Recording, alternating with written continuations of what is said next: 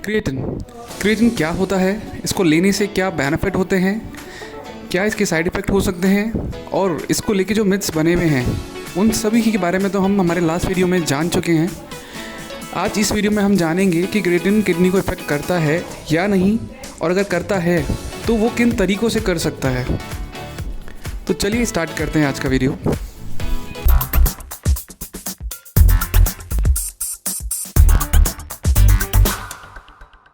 तो चलिए सबसे पहले इस प्रोसेस को समझते हैं कि क्रिएटिन आपकी बॉडी में जाता है तो वो वर्क कैसे करता है, और अगर वो किडनी पे इफ़ेक्ट करता है नहीं करता है उस चीज़ को समझते हैं। चलिए सबसे पहले देखते हैं क्रिएटिन आपकी बॉडी को दो चीज़ों से मिल सकता है। पहला फूड, आप वेजिटेरियन हैं, आप नॉन वेजिटेरियन हैं, वेज में बीन्स और जो इस तरह की सब्जियां होती हैं उनसे हो गया। नॉन वेज में बहुत सारी चीज़ें हैं, फिश, बीफ, चिकन, उन सब से मिलता है। तो क्रिएटिन आपकी बॉडी को पहला मिला फूड से। दूसरा, अगर आप कोई सप्लीमेंट लेते हैं यानी मोनोहाइड्रेट, माइक्रोनाइज्ड जो भी फॉर्म्स है क्रिएटिन के, उनके थ्रू, तो दो तरीके से हमें क्रिएटिन हमारी बॉडी को मिल सकता है। तो क्रिएटिन आपने लिया इन दोनों के थ्रू आपकी बॉडी में। क्रिएटिन आपकी बॉडी के अंदर जाता है, उसके बाद वो कन्वर्ट होता है क्रिएटिन फॉस्फेट के अंदर। क्रिएटिन फॉस्फेट कहाँ स्टोर होता है? फॉस्फेट जाता है आपकी मसल्स के अंदर। जो क्रिएटिन आपकी बॉडी में मसल्स के अंदर स्टोर होता है वो क्रिएटिन फॉस्फेट के फॉर्म के अंदर होता है। तो वो आपकी मसल में स्टोर हुआ। उसके बाद क्या किया आपने वर्कआउट किया। वर्कआउट में आपकी एनर्जी लगी। एनर्जी का मेन सोर्स है एटीपी यानी एडिनोसाइन ट्राइफॉस्फेट, जो हमने लास्ट वीडियो में बात करी थी कि एनर्जी का मेन सोर्स हमारी बॉडी के लिए एटीपी होता है। एटीपी एक मॉलिक्यूल होता है, तो वो फॉर्म होता है। तो जब आपने वर्कआउट किया, आपको एनर्जी की नीड हुई, तो ये जो हमारी बॉडी है एटीपी मॉलिक्यूल्स का ही ब्रेक डाउन करके हमारी बॉडी के लिए एक्स्ट्रा एनर्जी जनरेट करती है। तो ठीक है, आपने वर्कआउट किया, एनर्जी लगी, हमने एटीपी, क्योंकि ऑलरेडी हमारी बॉडी के अंदर क्रिएटिन मौजूद था, तो हमारी बॉडी ने एनर्जी की उसी क्रिएटिन को यूज़ करके एक्स्ट्रा एनर्जी जनरेट करी। उसके बाद क्या हुआ? वर्कआउट करने के बाद जो क्रिएटिन था वो कन्वर्ट हुआ क्रिएटिनाइन के अंदर। क्रिएटिनाइन क्या होता है? Waste material. क्रिएटिनाइन में कन्वर्ट हुआ और उसके बाद क्रिएटिनाइन जाता है आपके ब्लड के अंदर। वो करता है आपके ब्लड के साथ फ्लो। किडनी आपके ब्लड को प्योरीफाई करती है, फिल्टर करती है एक तरह से। तो उसी के साथ जो क्रिएटिन जो आपकी बॉडी के अंदर है, जो ब्लड में मिक्स हुआ है, किडनी उसको भी फिल्टर करती है। फिल्ट्रेशन किया किडनी ने, उसके बाद जो आपके यूरिन ब्लैडर होता है उसके थ्रू वो पी आउट होता है। दोबारा समझ लेते हैं। क्रिएटिन जो आपने फूड और सप्लीमेंट से लिया वो कन्वर्ट हुआ क्रिएटिन फॉस्फेट के अंदर, जो कि आपकी मसल्स में स्टोर होता है। आपने वर्कआउट किया, एनर्जी जनरेट हुई एटीपी के फॉर्म में, तो क्रिएटिन कन्वर्ट हुआ क्रिएटिनाइन के अंदर में, जो वेस्ट मटेरियल होता है वो कन्वर्ट होके जाता है आपके ब्लड में, ब्लड के साथ फ्लो करता है। उस ब्लड को हमारी जो किडनी है वो फिल्टर करती है, तो उसमें जो भी वेस्ट मटेरियल होता है वो यूरिन के थ्रू फ्लश आउट होता है। तो ये एक क्रिएटिन का वर्किंग प्रोसेस है कि वो आपकी बॉडी में जब भी आप उसको लेते हैं, लेने से लेके पी आउट तक उसका ये प्रोसेस है। तो इस प्रोसेस में कहीं ये चीज़ नहीं है कि किडनी पे वो क्रिएटिन आपकी किडनी पे इफ़ेक्ट डाल रहा है। वो सिर्फ एक ही कंडीशन में आ सकता है, अगर आपका वाटर लेवल कम है या वाटर का इंटेक जो आप कर रहे हैं वो आपने कम रखा हुआ है।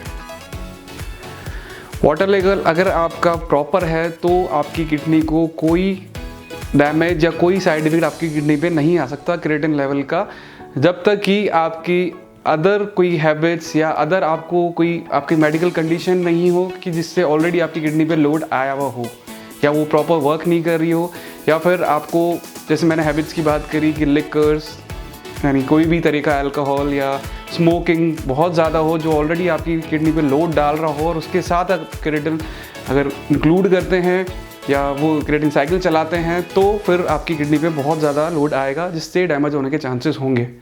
तो पहला पॉइंट तो है कि अपना जो वाटर लेवल है उसको आप उसका जो इंटेक है उसको बढ़ाएं। यानी अगर आप नॉर्मल वर्कआउट कर रहे हैं बिना क्रिएटिन साइकिल के और आप 3 लीटर लेते हैं, तो उसमें आप एक ऐड करें, यानी टोटल 4 लीटर्स आपको 4 लीटर पानी का इंटेक एक दिन में करना है अगर आप क्रेटिन साइकिल पर हैं।